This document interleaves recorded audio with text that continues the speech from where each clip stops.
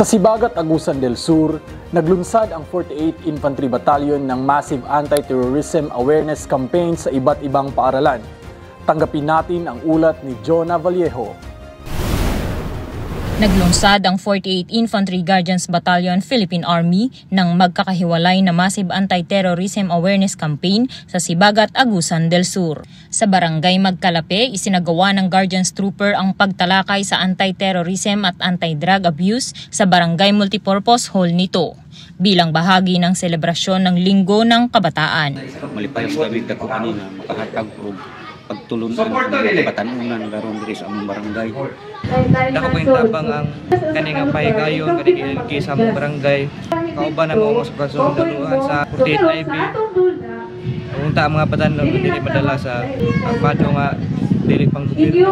Ako pasalamat sa 48 IB sa ilahang dako nga suporta sa activity nga nahitabo din niya sa barangay Magkalape, which is the far-flung areas na sakop sa municipality sa Sibagat. Dako kayo ilang kalambigitan sa alang sa kaugmaon sa atong mga kabatanunan dinhi sa barangay Magkalape.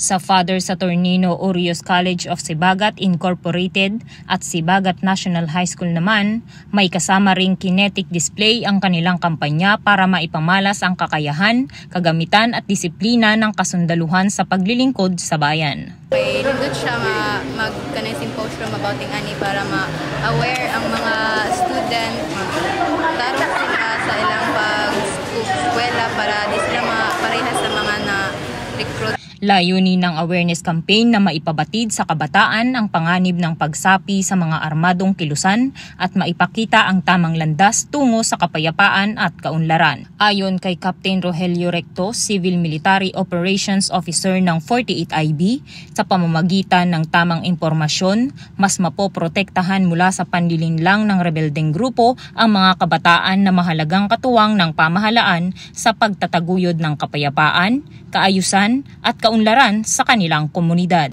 Mula rito sa Sibagat, Agusan del Sur, ako si Jonah Vallejo, ang inyong pamilyang kaugnay.